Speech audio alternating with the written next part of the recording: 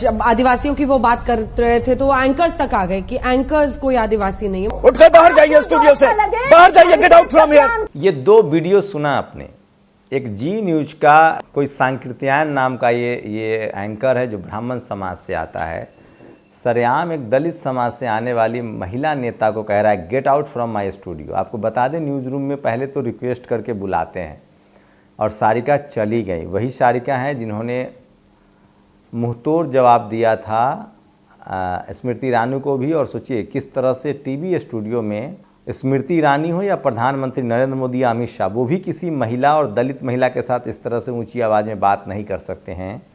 लेकिन पत्रकारों की सोचिए, ये पत्रकार नहीं है, दरअसल ये अपने जाति के रक्षक हैं, ये मानो जातिवादी लोग हैं। और इसलिए मैं कह रहा हूँ, हाई कोर्ट, सुप्रीम, सरकार में भी डाइवर्सिटी है, सरकार किसी की भी हो डाइवर्सिटी है, हाई कोर्ट सुप्रीम कोर्ट में भी डाइवर्सिटी है। टीवी, अखबार, पत्रकारिता एक ऐसी जगह है जहाँ दलित, पिछड़े, आदिवासी न एंकर हैं, न रिपोर्टर हैं, न मीडिया के मालिक हैं। और यही बहुजन समाज के राह में सबसे बड़ा रोड़ा है। सोचिए अंजना ओम कश्यप ने क्या कहा कि ये आदिवासी एंकर, सोचिए अंजना ओम कश्यप को ये भी नहीं पता है कि डाइवर्सिटी क्या होता है। उनको CNN, BBC देखना चाहिए, अल जजीरा देखना चाहिए, जहाँ हर जाति, धर्म और रंग के एंकर और पत्रकार हैं। भारत में आपको कोई महिला ब्लैक एंकर दिखा? सवर्ण समाज में कोई काली महिला नहीं होगी। सोचिए ये भारत की मीडिया कास्टिस्ट ही नहीं है, रंगभेदी भी है, जातिवादी भी है और अब तो सांप्रदायिक भी है। पहले मुसलमानों की भागीदारी होती थी, अशरफ मुसलमानों की, लेकिन अब वो भी धीरे धीरे खत्म हो रही है। राहुल गांधी ने कहा है कि हम हर साल युवा को 1 लाख रुपए देंगे और 10-12 महीने का इंटर्नशिप, 30 लाख सरकारी नौकरियों का जो रिक्त स्थान है, जो जगह है, वो भरेंगे। उन्होंने वादा नहीं किया नया, जो खाली जगह है वो ही भर देंगे। और क्या BSP सुप्रीमो मायावती 2024 के चुनाव में इंडिया गठबंधन में जा सकती हैं? क्या सोनिया गांधी के हाथ में पूरा खेल है? नमस्कार, मैं शंभू कुमार सिंह और आप देख रहे हैं नेशनल दस्तक। सोचिए ये सांकीर्त्यायन है, ब्राह्मण समाज का है। ये किस तरह से, मैं भी जानता हूँ निजी तौर से, लेकिन मैं वो नहीं बोलना चाहता हूँ।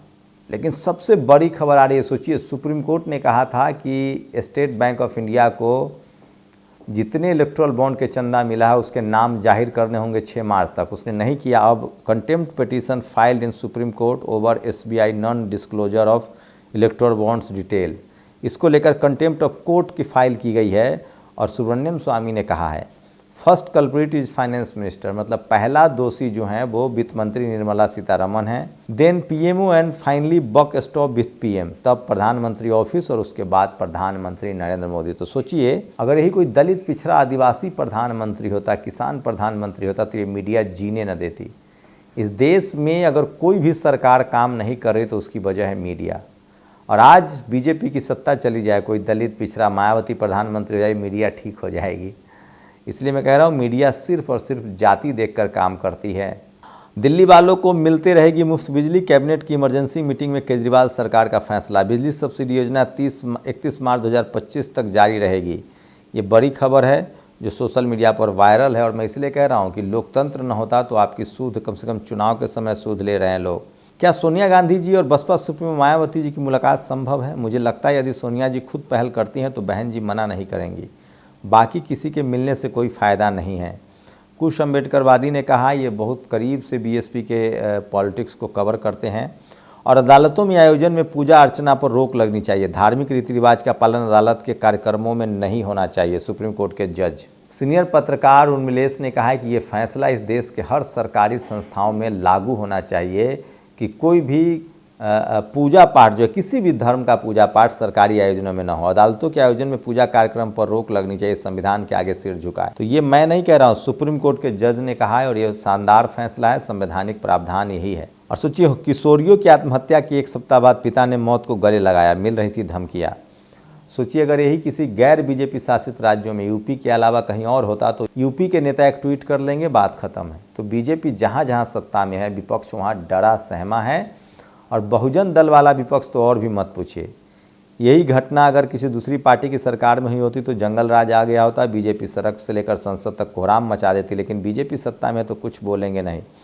उत्तर प्रदेश की विपक्षी पार्टियां भी एक एक ट्वीट करके सो जाएगी। सोचिए सबसे बड़ी बात है मीडिया भी तो नहीं है ना। मीडिया में एक खबर चलती है, जैसे बंगाल की चली तो पूरा देश जान गया।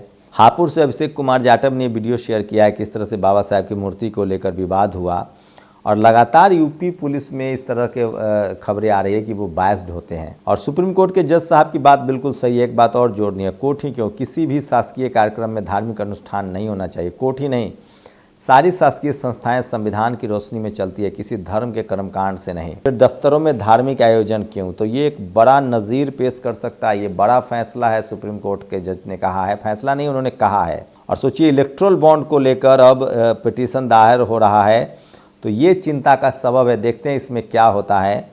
और ये गोदी एंकर न सिर्फ सारिका पासवान जी का अपमान नहीं बल्कि पूरे बहुजन समाज का अपमान किया है। ये अभिषेक कात्यायन नाम है इस एंकर का। और सोचिए किस तरह से पहले किसी भी नेता को बाकायदा बुलाया जाता है और ये शख्स जिस तरह से बदतमीजी कर रहा है बाकायदा, इस पर तो SC/ST एक्ट में मुकदमा होना चाहिए और ये बुक होना चाहिए। और सोचिए तो ये बड़ी खबर है जो सोशल मीडिया पर आज वायरल है, इसलिए मैं कह रहा हूँ सोशल मीडिया ही सच्चा मीडिया है। अभिषेक कात्यायन बेहद बदतमीज एंकर है, उसकी बानी से जाति का अहंकार फूट कर टपक रहा है। माननीय सारिका जी को इनको जी करके बात कर रही हैं और ये बदतमीज कैसे बोल रहा है, एकदम कुसंस्कारी है। परिवार ने अच्छी ट्रेनिंग नहीं दी थी इसको।